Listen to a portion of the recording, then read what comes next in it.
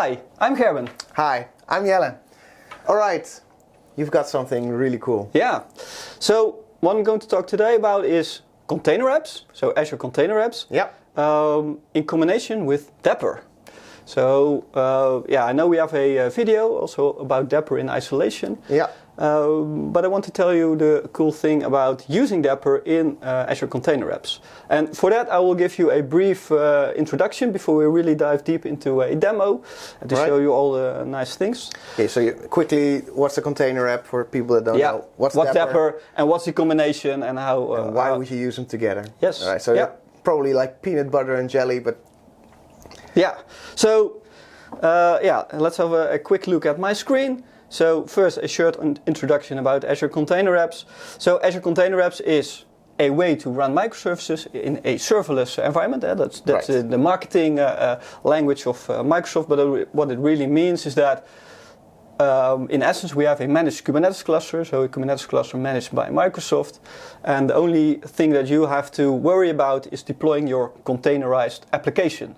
So you build your application, you can build it in any stack you want.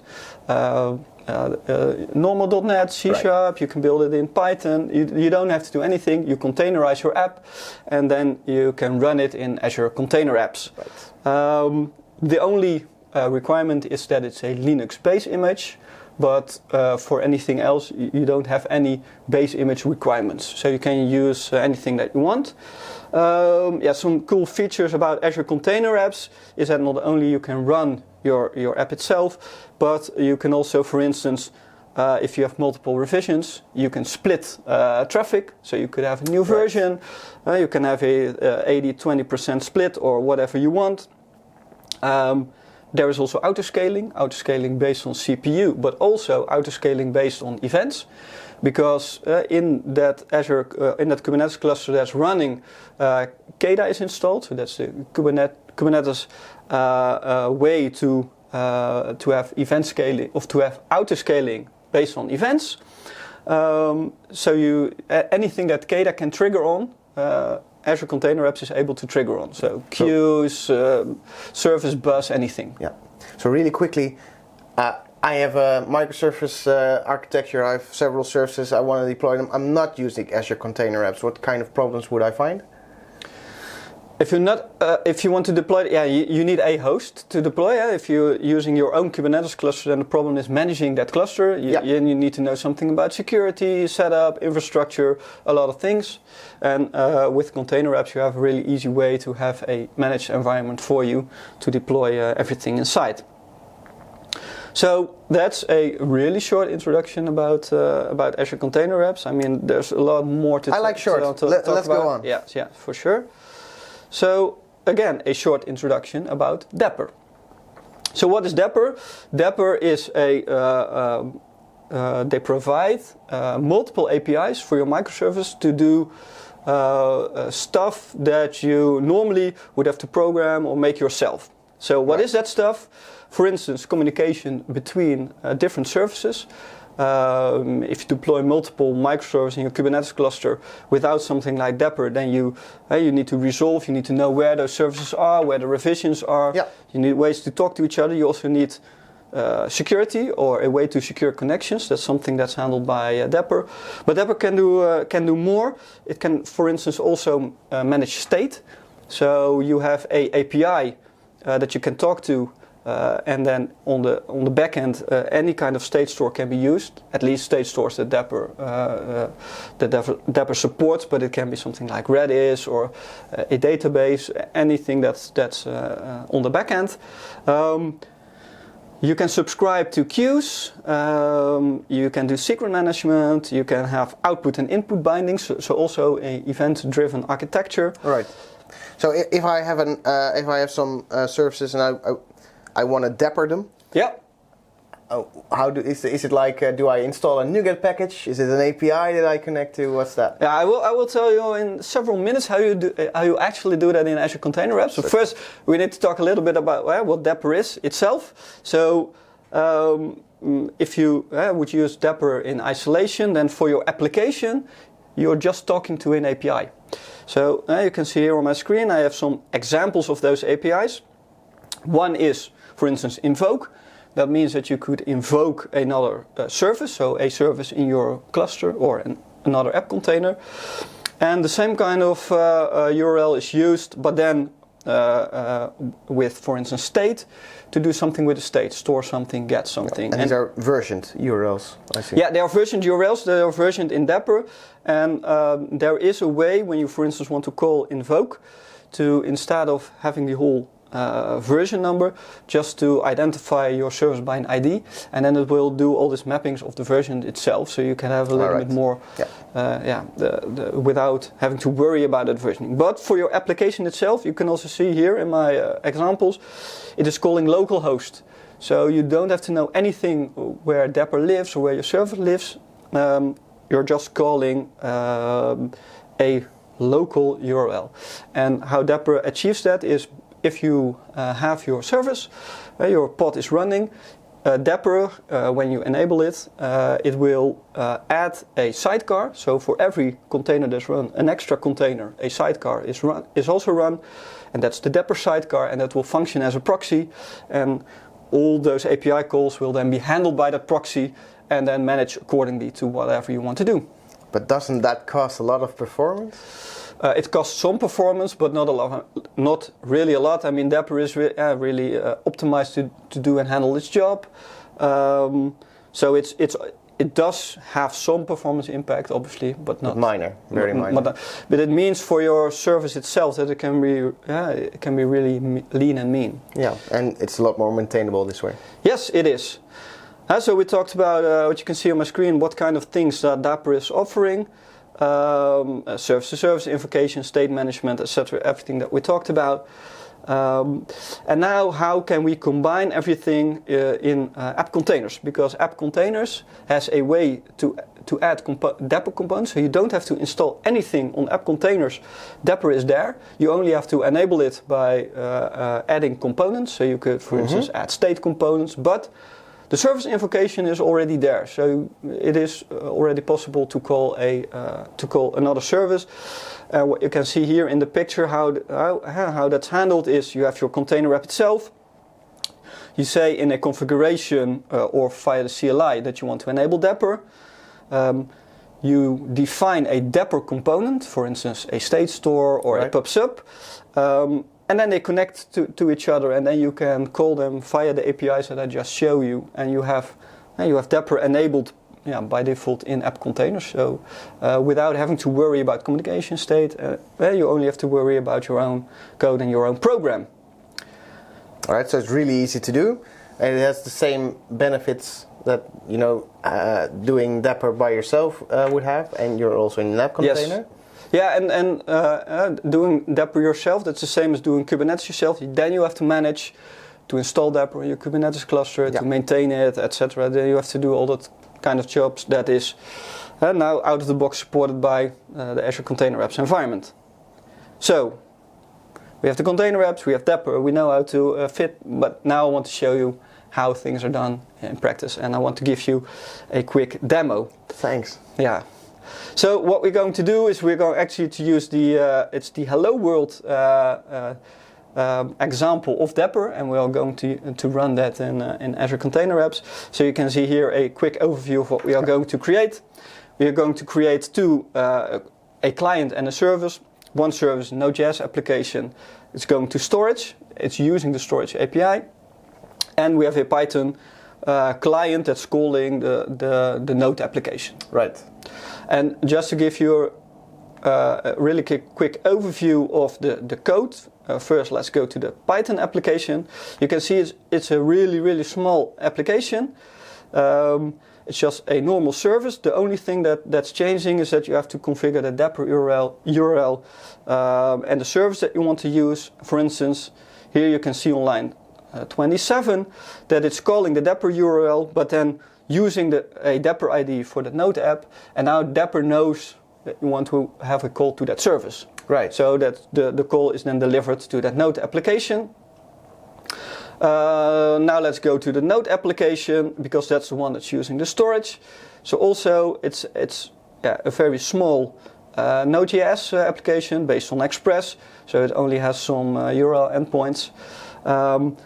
And on one of them, you can see that we have the state store. So here on line 31, you can see that we are calling the state store API, and we can just store things. We don't have to worry about the back end of the storage. We just go, okay, I want to store something, I want to get something, and that's all we have to do here. So that's the code of the application. Now how we are actually going to do that, and for that I'm going to switch to Visual Studio Code to give you a demo. So the first thing obviously that we have to do is detailed here the steps we're going to do. We first have to log in. I'm already logged in. Into Azure, yeah. Yeah. The next thing that you have to do is you first have to add an extension. It's an extension for container apps, so you have to run here this line to add the extension on the CLI. It's a one-time job that you have to do. Right, but it's a must, or it's a must. It's a nice have. No, it's a must because if you don't do this, then you do not have access to all those commands, for instance, on the CLI. Makes sense. And then you have to register some providers. One is for Microsoft App, and one is for the operational insights. It's also something that you have to do once. So if you have to do that once. And what you could do is, it's switching to, cool. So what you have to do is, if you want to have a update of adding that provider, you could execute this command to show the provider, and for instance, I already done it, so you could see that it's registered. Right. Okay. And then what we have to do is create some resource groups, and then we have to actually create the app container environment yourself. So I've already done that. In a minute I will show you how that is going to look in the portal. And because we're going to use storage, we need to add a storage account, because what we are going to do is we're using a normal storage account. For this. So first let me show you how everything now is up to this point is looking in the portal.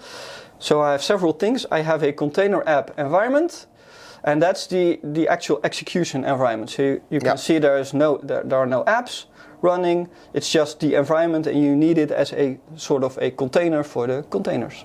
So this will reserve a spot for you. We're getting deeper. I would urge developers, this is where we stop, right? Containers for containers, and now we're done. Yeah, and you can also see that here's a tab for the Dapr components. So these are the Dapr components you want to. So there's like integrated help here. Yeah. So let me switch to this one because I think it's better for me to copy paste.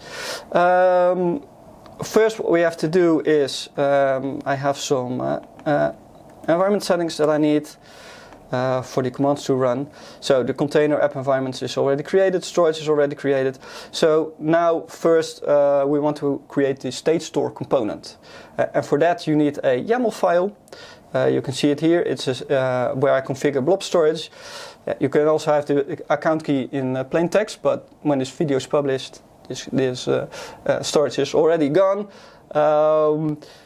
There are ways to make this more manageable and to store the secrets on app containers environments. For now, it's just for demo purposes. This is okay.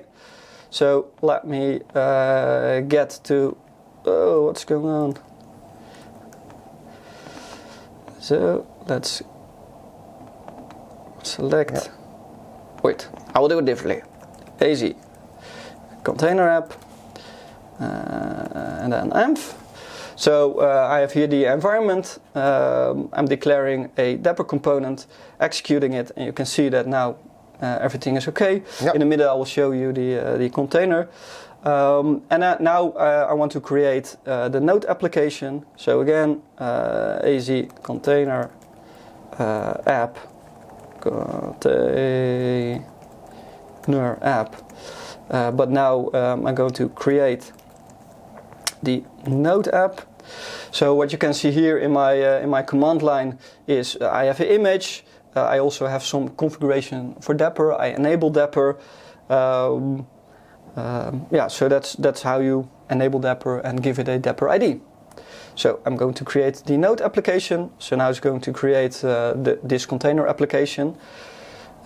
It's running, and in the minute that it's running, I can show you that in the container environment, if I log in again,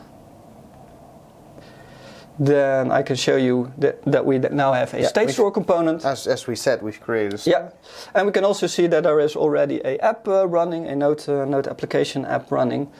But we also need the Python one. So again, Azure Container App create. But now the Python. Right. If I can type correctly. No, the mistyping. Yeah, it was. That's good. Yeah, it's good. It's good. So this one also enables Dapr, has a Dapr ID. So now let's run this one. Looks good.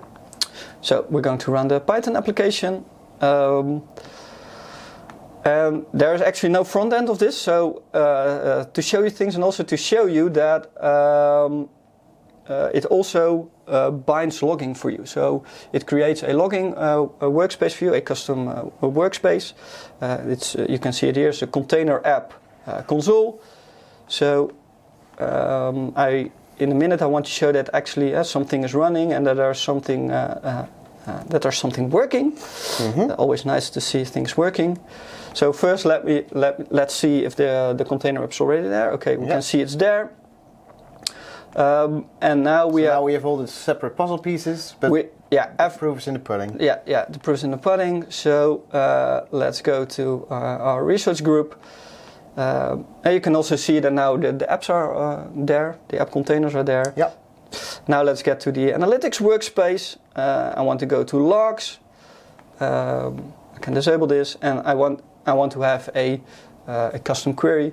You can also see here in the custom logs that there are actually 2 new custom log tables available for you. The console logs. So all the things that you write to the console in a Azure Container App is going to this place.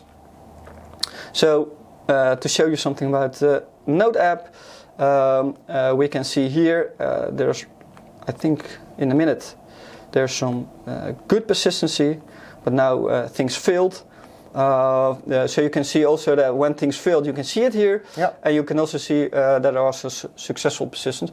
The failed ones are from a previous run I did where the account key was not matching, so the account key of the storage was not matching, right? And then it could not store something. So you can see here that things are persisted. Working.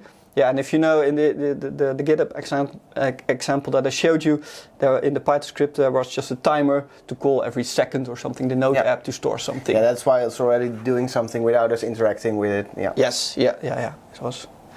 Yeah. So that's everything I wanted to show to you. I think it's a really cool and also really easy way to enable microservice communication and to build a serverless environment in Azure Container Apps. So once you start building a microservice architecture and you need some communication and you're starting to repeat yourself with security concerns, state management, queuing, triggers. This is a way to centralize the logic. Yeah. And logging and monitoring also, that's also handled then by Dapr. You get some nice bows on your cool present. Yeah. That's really cool. Thank you so much for showing that. Yeah, thank you. I guess that's it. I guess we'll see you next time. Yes. Thank you very much. Thank you for watching. Bye-bye. Bye-bye.